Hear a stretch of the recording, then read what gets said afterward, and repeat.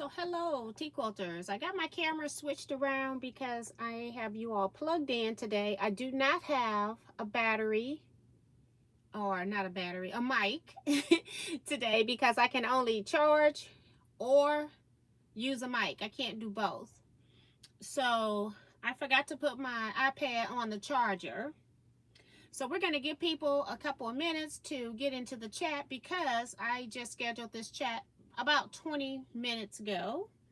I've been busy the last few days. So we have Darcy here saying hi, T and all quilters. Give T her thumbs up, subscribe if you're new, and hit the bell for notifications. Also check out the Facebook page, Teaquilts LLC. Make sure that you answer the 4 questions so that you can get into the group. Otherwise, you will be denied, just to keep spammers out. And then we're also here. Today is Wednesday. It's 7 p.m. Central Standard Time. We're here for 1 hour live chat. On Saturdays, I have a 2-hour live sew and chat. It starts at 8 p.m. Central Standard Time and go to 10. So if you don't have anything to do, want just to listen to somebody ramble while they're quilting, then come back on Saturday. Sue GSD is here. Says it's 307 days until the 2026 retreat reunion. Be there or be square. So yes, I do have one more opening for a double. I think it's like a double room where you share a room with one person. All the information is listed over on my Facebook page. It's in the file section. You can get the information and the registration form. All monies must be paid by the end of October. And if you got any questions, you can always ask. Just send an email to TEA at teaquilts.com. Teaquilts is the name of my YouTube channel. Remo JS is here. Hey, Remo. She's saying show your love and support by hitting that thumbs up button. So if you haven't hit the thumbs up button already, please go ahead and do so while we're waiting for people to come in. We've got Vivian Calvi, Brenda Foley, Francis Jackson, Claudette Hall, Melina Montoya, Helena Marie Carter, Celeste Reese, Michelle the Quilter, Tinanyi Edwards, Sheila Willis, Ray Mahone, Iris Cell Lady, Linda, Linda Parrish, Clovis Gardner, and Shelly. So we've got a few people in the chat, just waiting for some other people to come in. I have not been home long. I just had enough time to get something to eat. Today was supposed to be documentary release date, but that had to be changed. And what we ended up doing was having a trailer. It was like a 15-minute trailer of the documentary. It showed basically one portion. It talked about the blocks that are in the quilt blocks for the most part. It's from the individual quilters. And the reason the full documentary didn't come out today is because it has been picked up by the St. Louis International Film Festival, which means it's going to be released in November. And we couldn't show the whole thing because they would not allow us to, so we had to redo what we did today.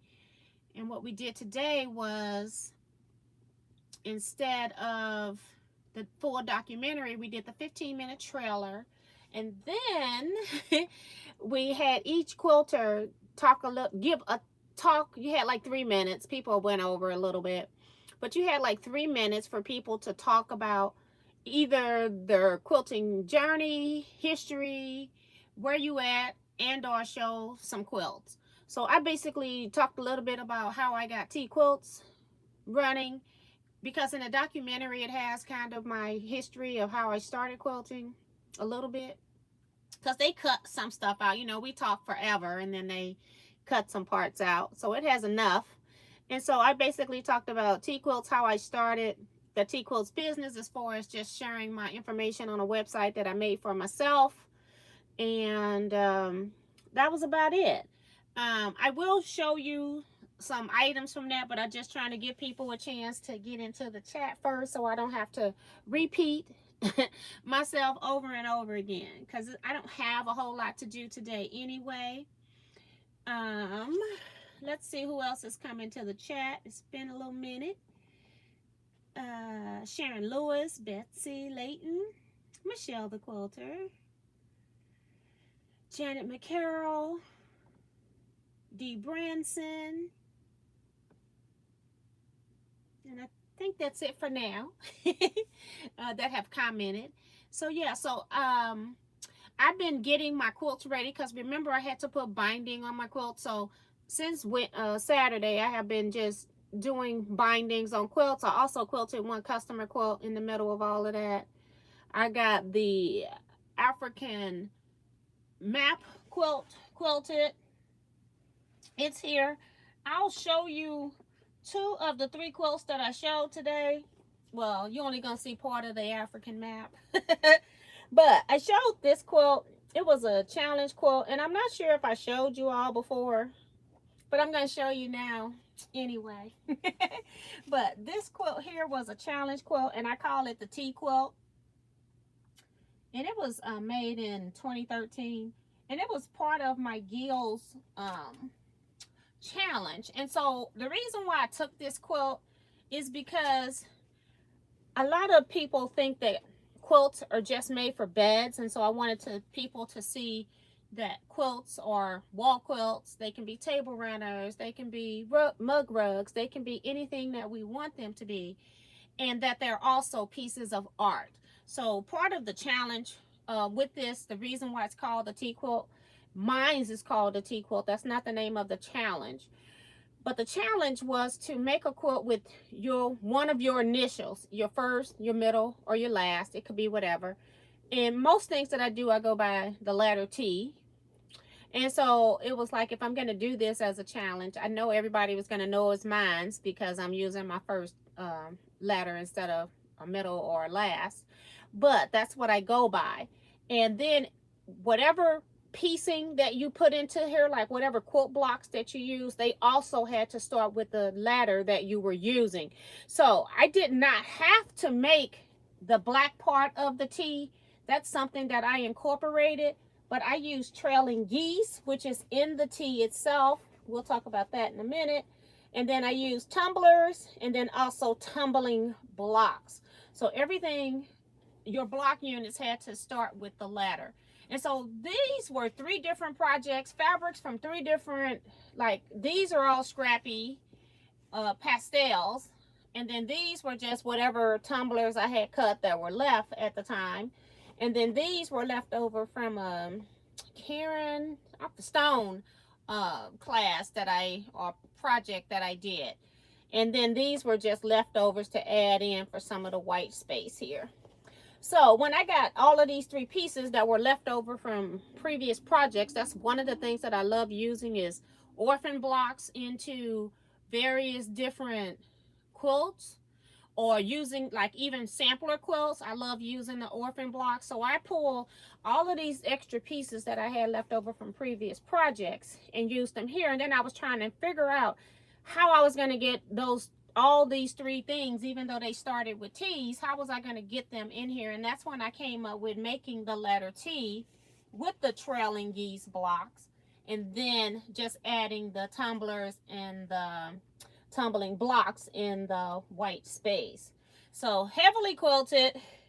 2013, I did not have a long arm. I probably just machine did this because it's like meandered and then kind of outlined everywhere else. In the geese, there is some stitching in the geese. I kind of went through them diagonally and then went through the center point, came back through one side, back through the center point. Just like I know y'all like to see the quilting. And then also added in the rick-rack on the edging as well. And then the back is just simple. I'll let you see the back because you might can see some of the quilting on the back. So I just used the white thread. So that was one quilt that I showed. Just to show, because it had 3 different quilting blocks in it, as well as to show what you can use on what you can do with just the scraps. And then I showed my African map second. And the last quilt I don't have in here, is too big. And I don't have the binding on it. It's been like that for years. I don't know why I have not put the binding on it, but it's not. And I have two of them in the same condition. I think the reason why it doesn't have binding is because it doesn't have a label. And I'll talk about that quilt once we show this one. But I got the Africa map done. My label's right there. It's going to be backwards. Sorry about that. But I ended up using a quilting design called Bounce. I'll show it to you. It's in yellow thread.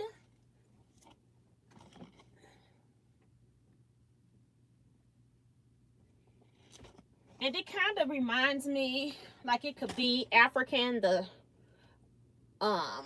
ovalish type circles, because they're not real circles.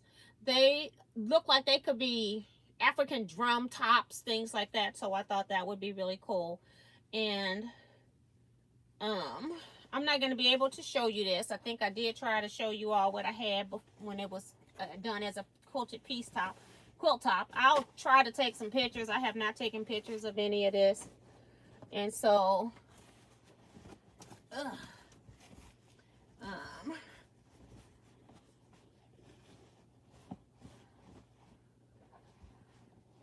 it's a lot. All right, here we go. I'm going to show you this side, and then I'll slide it over, I guess. And then this side. And like I said, don't have much room here, so you can't really see it. But I really like the way that this print, all the African prints actually pop off of it. This is my second time using this fabric in a project with African quilting. I also used it on my, what was that called? Boho Heart quilt by Jen Kingwell. So I used that. So let me just toss this to the side. And then I'll just tell you what my third quilt was. It was the My Roots Tapestry. I showed that quilt because, well, this one I showed because I wanted them to see that you can use African fabrics, and you can use a lot of them in the same project, and it's okay if they touch and all of that type of thing. So a lot of times we buy fabrics that are really, really busy, and we don't know how to use them or what to do with them. So I did that. And then for my African roots, I showed it because it was like the depiction of history, telling them that quilt making is not just about having bed warmers, that quilting itself is an art, and that we also use it to track history. And I was explaining to them how in the hair of the lady that it had all these different people that made it possible for me to be where I was standing here today, literally in front of a group, talking on a mic, being a presenter, and had all of the people. The reason why the label is not done on that quilt is because I need to make a label that puts everybody that's in the My Roots hair, all the people, I need to make a label with that. So it's not going to be, well, it'll be some embroidery, but the people names and stuff like that are going to be handwritten into the hair. I'm going to make like a silhouette on the back. So that's why those quilts aren't finished, now that I think about it, because I knew the label was going to be complex. And then I'll put the traditional stuff that I normally put on the back. I'll use my embroidery machine, but I do want to document everybody's, because it took me a minute to figure out who all was in the My Roots hair of that quilt. So yeah, let me go back and make sure we got everybody that has come in today. I can't remember if I said Janet McCarroll, but just in case, if I missed you, just put your name back again. Helen Finaldi, Minnie Dula. Sharon says, I like the flying geese with the T alphabet. Yes, I had fun making that. I had like I said, I had done a quilt with that where I just did rows of the trailing geese. I just like how the geese were offset. And I don't know, every time something gets made or redone, there's like 4 or 5 different names for each type of quilt block. So, but it was called trailing geese when I made it. Thank you, Claudette. Uh, Helena saying that she sent money through Zelle for her book. I have not, if I,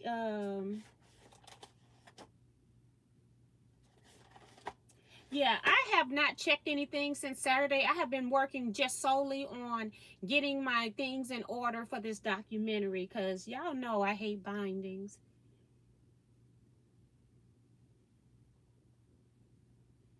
And Dorsey says that turned out beautiful. Beautiful also.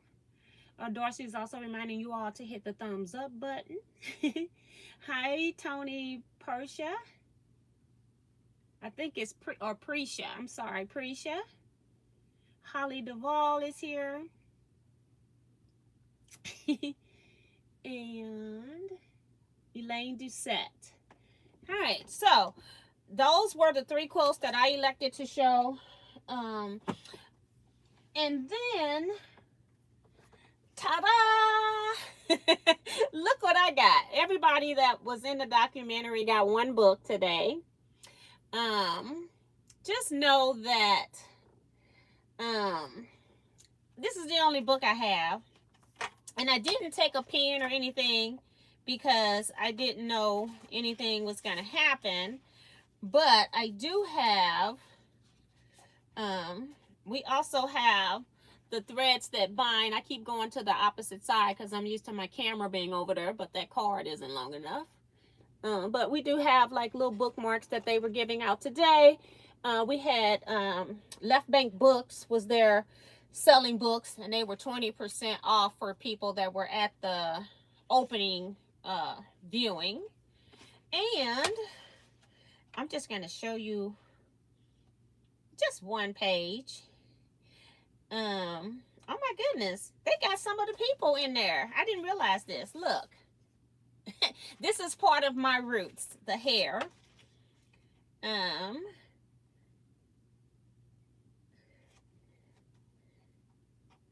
So let's see. I'm trying to figure out, since we just started this. So what she did, because I'm trying to understand her chapters. So what she did was each quilter is a chapter. And let's see what her other chapters, if there's any more chapters. And then her final chapter is What Are Your Threads That Bind? So the name of the book is Threads That Bind, St. Louis Women's Quilting, Culture, and Hope. And it's by Paulette Sankofa, our doctor of education. And she's here on the back of the book. So the book is technically out, but for people that are ordering, like she has to order all of our books and stuff for us. So because she is the author, she did say that bookstores, probably libraries, all them other people that order books, I don't know who all order books. Those are the 2 people that I know of. Their books are going to go first because it's going more towards a public entity, and then our books will come in. And she's hoping that she can have my books ready by maybe the 20th of September. And if they do come in around the 20th of September, I'm not going to do anything with them because that's the week before my Quilt Guild's quilt show. So I'm just going to say I'll start autographing books and mailing them out on October 1st. Just so that I'm not stressed out. And I might, if it's somebody that's in my guild or come to the quilt show, if you're local here to St. Louis, then I'll have your books at the show. And, once I get time, I can go through and autograph those for people that are here and get their books out too. As long as they're paid already. So yeah, I was surprised that this was there. I was not expecting it because it just got sent to the printer like the 1st of the month or something like that. Because it had to go to the editor and all that type of stuff. So, I'm looking forward to it. looking in it. I have not looked in it. I just know where my part was because I didn't even know that I had the picture of parts of my root quilt was in here. I didn't even know that. But that part is done. So we got another release supposed to be happening September 20th, which I have scrap quilting club that day, so I'm not sure how that's gonna work. I may end up they're having 2 in one day, 10 and like 2 maybe, something like that. I'm not sure. And it's still gonna be the same thing that we did today. It's not gonna be the full release documentary, but at least it gets more people aware, and then we're also informing people that it will be part of the St. Louis Film Festival. So that's what we are working on. So yeah. Um um mm, Hi Deborah Sims Brown. Deborah Holloway, welcome. Elaine Doucette, I can't remember if I said you already, but want to make sure. And people say pretty cover. The cover on this is the actual quilt that we made. And I did also quilt the quilt as well. We as a group, we individually made our blocks. We as a group figured out what fabrics we were going to use to tie it all together. And the hands on the outside was Paulette's addition because she wanted it to signify the unity of all coming together, like the hands that bind. So what else? And I donated the hand fabric because y'all know I had the skin tones. And I kind of like got people pushing into getting this quilt top made because we were just sitting around doing nothing, and I'm like, I can't be making 3 and 4 dates to get a quilt done. We need to get busy. So I got with Paulette, asked her if it was okay if I, showed her what I had done just in case nobody else had done anything, and they hadn't.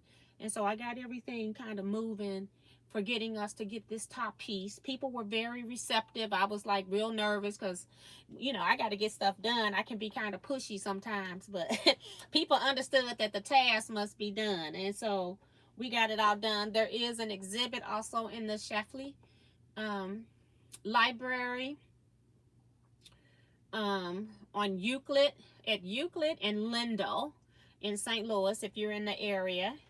That we have other art pieces that are in there as well.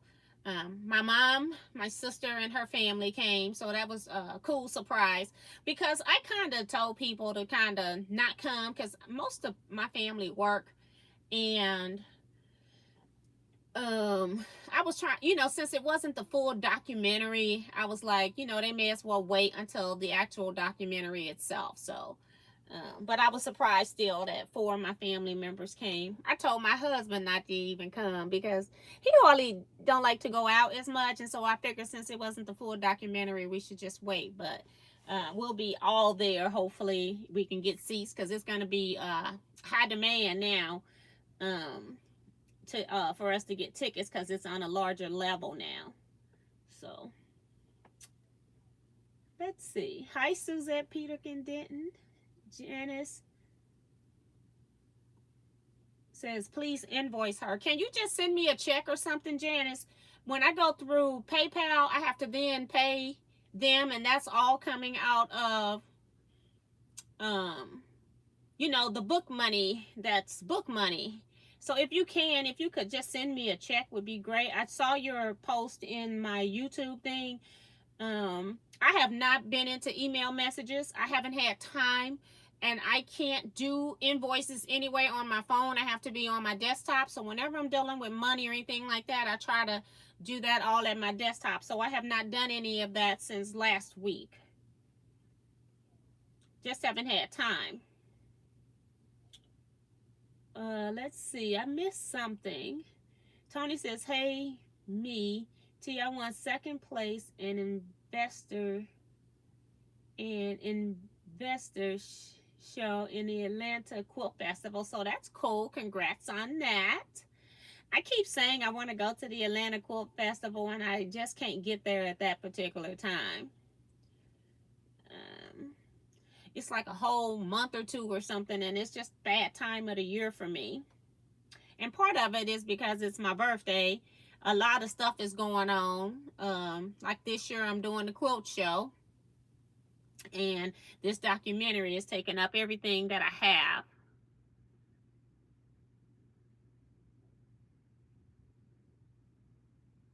Yes, and Sharon says that the quilt for the book cover is beautiful. I like the inclusion of the hands. It fits the title of the book. Yes.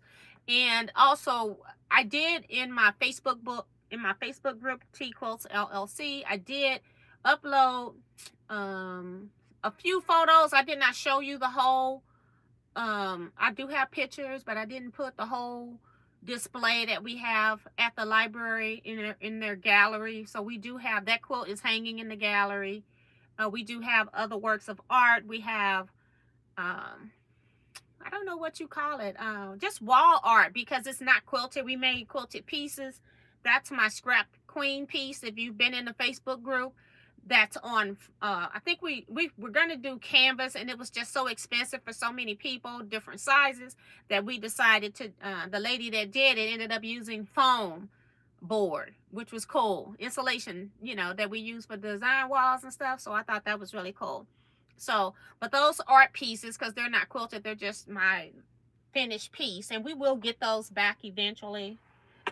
So I'll be sharing that with you on YouTube if you're not in Facebook. I do understand everybody is not in Facebook group. And then, yeah, they got everybody's. I have not looked at this. I just opened the book up and I see that the label is visible. And yeah, it is really cool. So I get to read everybody's chapter. I saw the documentary today. It was really cool to see everybody's perspective, because some parts I was there for everybody's taping, and then there was some interviews that people had, like maybe 30-minute interviews a piece, and I couldn't stay for all of that. Didn't want to stay for all of that when you got so many people being videotaped. So it was interesting. Some of them were really funny. I don't ever, like, anytime I'm doing a project, I wish I could come off with the humor, but I don't have it. And then when I see other people have it, it was about 2 or 3 other ladies in there that has a great sense of humor, and I really enjoyed their segment. So it's really cool. I can't wait to see it on the big screen, all of it. It was really cool to see it on the big screen because I had previously seen it on her desktop computer. And then, you know, it looks a little different, a little dark, and up on the big screen, you really get the full appreciation of the movie. So I was really glad.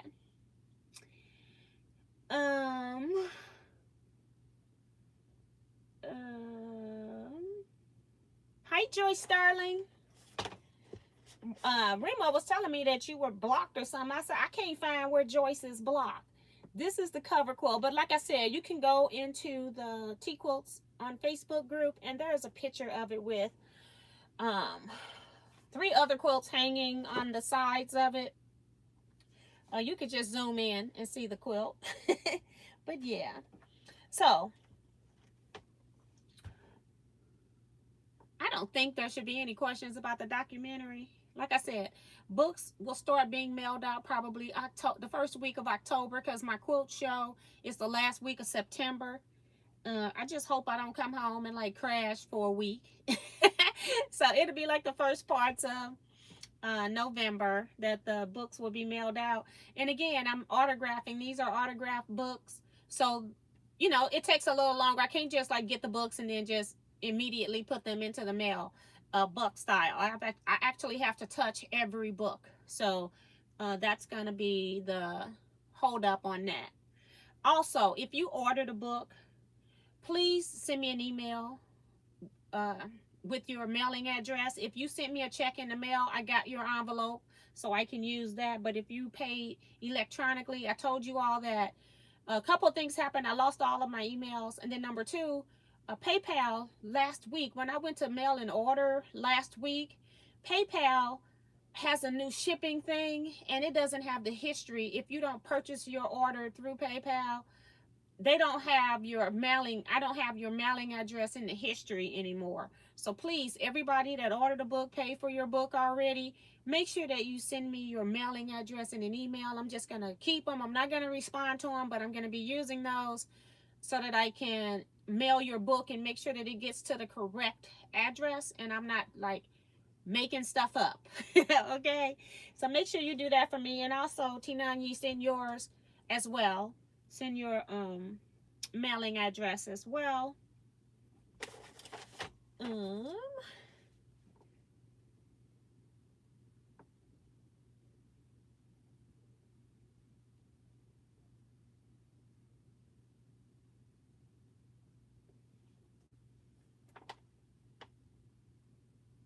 Oh, Joyce saying everything is good now, so that's good. All right, so that all is going to work. So yeah, I'm not gonna read who's paid and not paid because I don't have an updated list. I just have the people that paid on 9/2 and 9/3. That's September 2nd and 3rd. Those are the only people that I have marked as paid right now. Okay, because I have not been back in here. All right, and then Remo, also let me know. You got 2 books. How am I autographing your second book? Who is it to? Is it to you as well, or is it to somebody else? Because she ordered 2. And I think that's going to be it for documentary stuff. Anything that I missed about the documentary, I'll give you all a minute to just send it to Teaquilts at teaquilts.com. T-E-A, quilts with an S, at T-E-A, quilts with an S.com. Helen is asking if it's too late to get a book. I almost think so because I ordered 65 books. I don't know if I can even order anymore. I had 55 books and then I went back and ordered another 10. And when I start doing my, you can send me, Helen, an email and let me know that you want to be added, see if there's any extra books. And if there's any extra, I'll let you know. But I almost seriously doubt it. But I'm hoping that I can find you a book. So send me an email. You don't have to pay. Just send me an email. And we'll figure that part out. And the reason why especially if somebody doesn't pay for their book, then I may have some extra books if people don't pay for their book. Most of the people on this list, I know from being in my chat, I know from being at retreat, I know they're going to pay for their book. It's a couple of people on here that I do not know that came from my Facebook group. I'm not sure if all of those people are going to pay for their books. So if they don't pay for their books, I may have some extra books available because I'm not going to hold on to books hoping that, you know, I can sell them later. If somebody wants a book and somebody hasn't paid for their book, then I am more than willing to send the book. Right now, I can't tell you that because I have not been in my Zelle, CashApp, Venmo, or I got the mail right here to document all the people that sent their information in. So, sent their payments in. So, I got to do that. Yeah. I just have a lot right now because I'm working 2 things. I'm working Quilt Show. I'm working organizing that. Working with the companies that we are dealing with that. And then also the stuff that I need to, the list of things that I need to bring. Trying to make sure that I have all of those things all set up and ready to go. So yeah, because once it's D-Day, I don't have time to be going to the store to get stuff. So yeah, I'm working on various different things. Might not seem like I'm doing anything to you all, but it's a lot going on and your girl is tired and exhausted, okay? So yeah, so I think that might be it.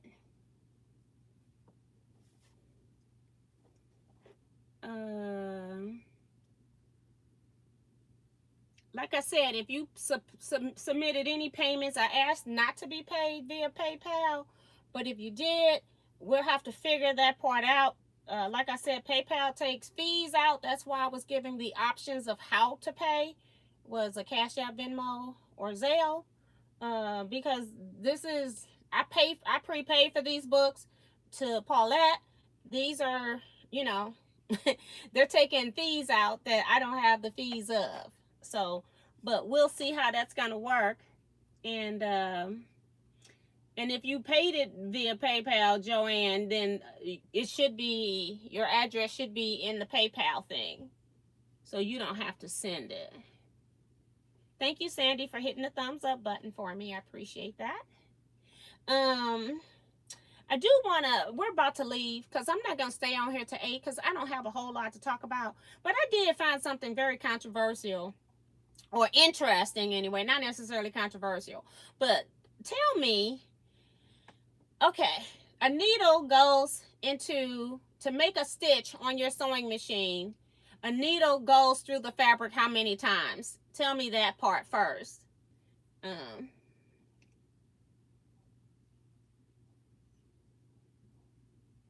In the chat, tell me how many times does the needle penetrate, or needle, does thread go through the needle to make a stitch? Tell me that.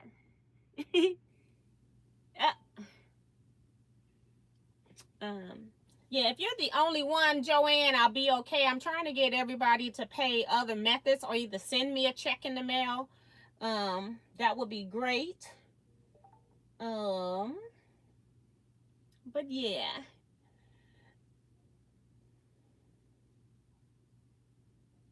I want to see. Nobody has any comments, huh? Okay, I don't see any comments. A needle, technically, the thread goes through the needle twice because it has to go down and it's doing something, and then it has to come up and then it's doing something. And I can agree with that.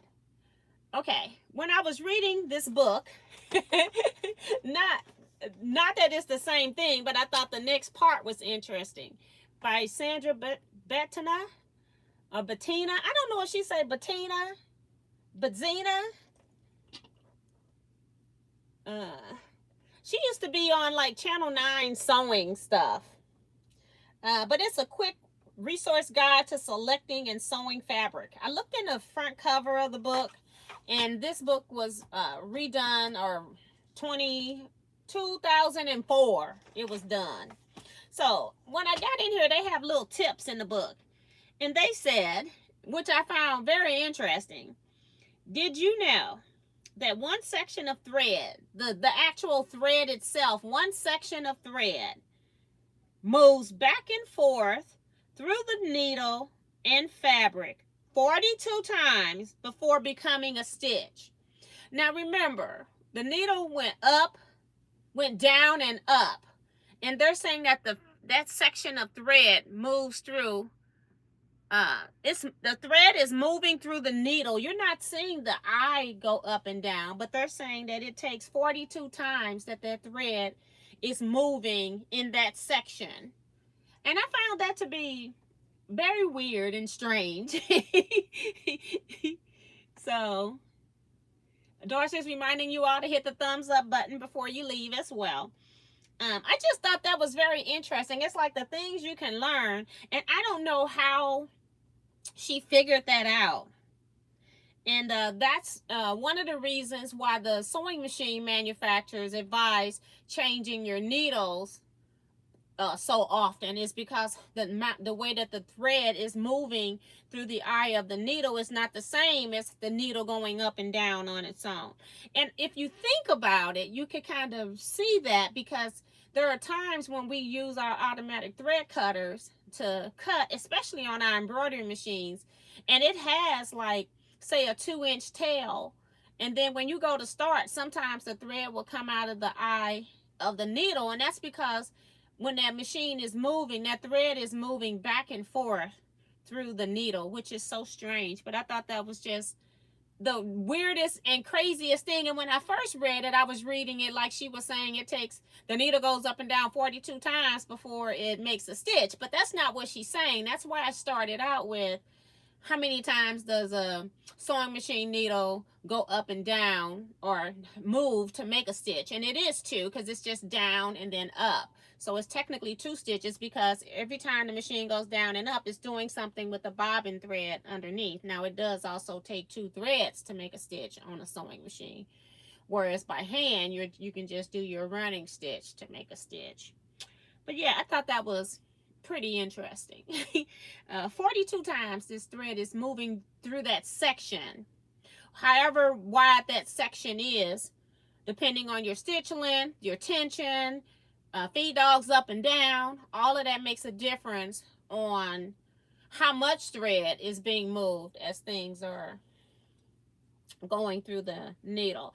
So it makes sense now why they say change your needles more frequently than we do.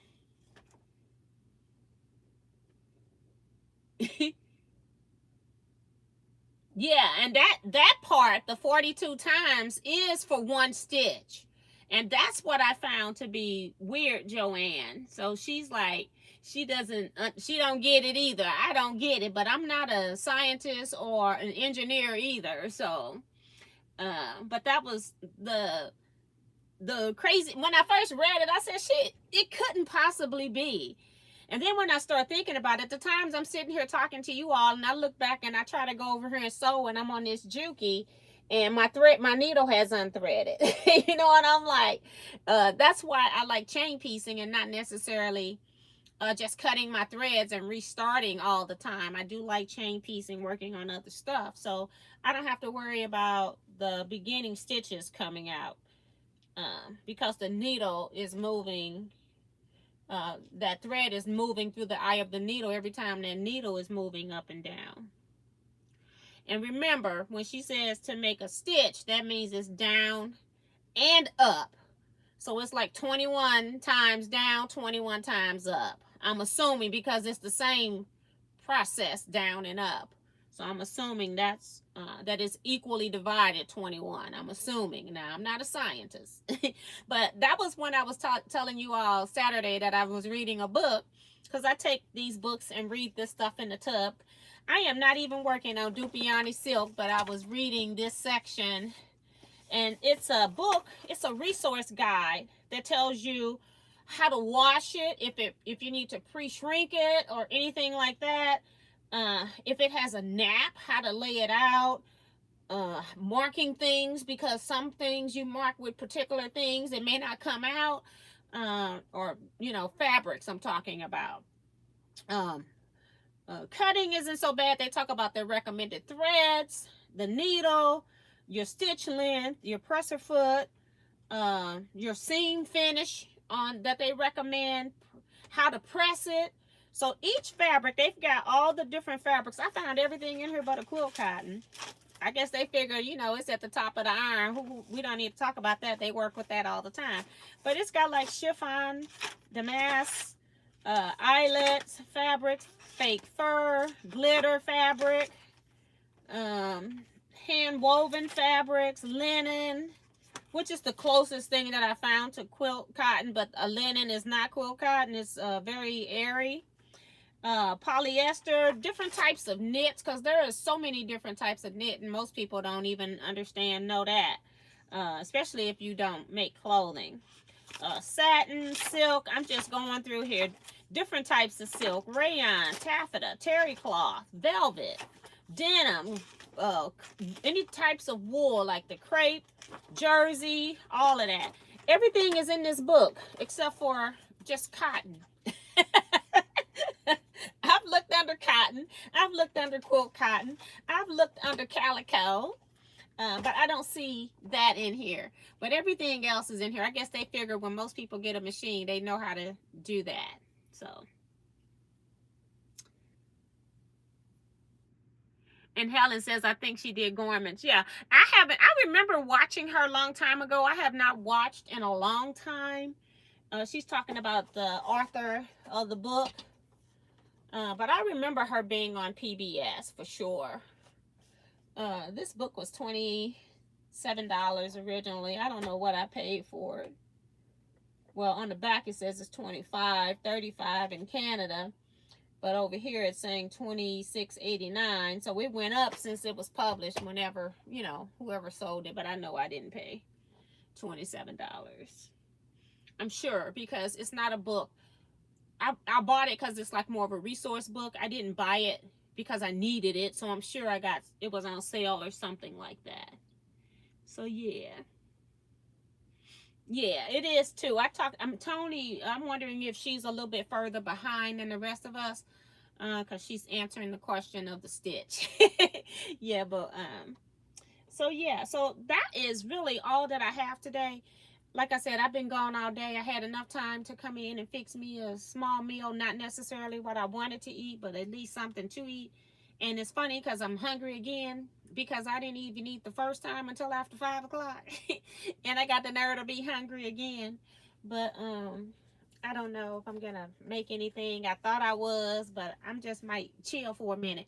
It was the documentary had a lot of people that I talked to, a few, especially I took my family out to the gallery and they got to see some of the things in the gallery. So and then people were asking me questions out there as well. So, and then some, you know, some were saying that they like my quilts and my projects and things like that. Oh, the one thing that I did forget to tell you about the documentary is that I had made the African shuffle quilt for Paulette. And I did give it to her. I gave it actually to her prior to the documentary because for two reasons. Number one, she was saying that she didn't want the documentary to be about her, that it was about us, blah, blah, blah. And so I didn't want to do like a formal presentation. And then number two, she was saying we only had 3 minutes and I didn't want her to be trying to run me off and I'm trying to surprise her with a quilt. So I didn't even open it up. I just had it in a bag and I just gave it to her and said, hey, here, this is for you. And left it at that. She on her own at the end decided that she was going to open it up for people to see. So people did get to see it. She said somebody was trying to take it. I said, yeah, she hasn't had that experience. I said, yeah, people always try and take somebody's quilts, so you better be careful. And then I did explain to her that people have stolen quilts, you know, in the past. So that's one of the reasons why I will quilt in labels, especially on gift quilts or commission quilts. I make sure, especially like when I know that it's a young person finna go off to college and things like that, I make sure that I quilt those labels in so that somebody can't steal the quilt and say it's their quilt. No, it's a quilted in label. Only way that's coming off is if the stitches are missing in this quilt. And then we all know what that means, that you took it out. If the stitches is out of the quilts, because the person who takes them out themselves, most likely, I'm not going to say they can't, but most likely they can't put it back in. So people do steal quilts, guys. Oh, Leah says that Sandra Badzina is online still teaching, so that's cool. I love that.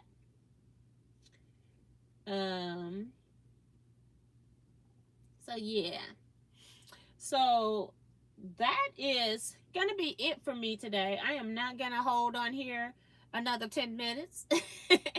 I am gonna go probably try to figure out what I'm gonna eat.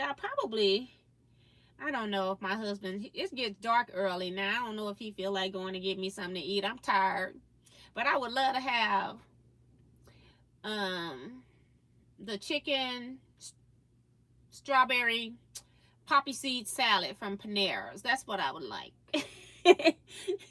That's what I would like, but I don't feel like going to get it because I am sleepy. But yeah, so that's gonna be it.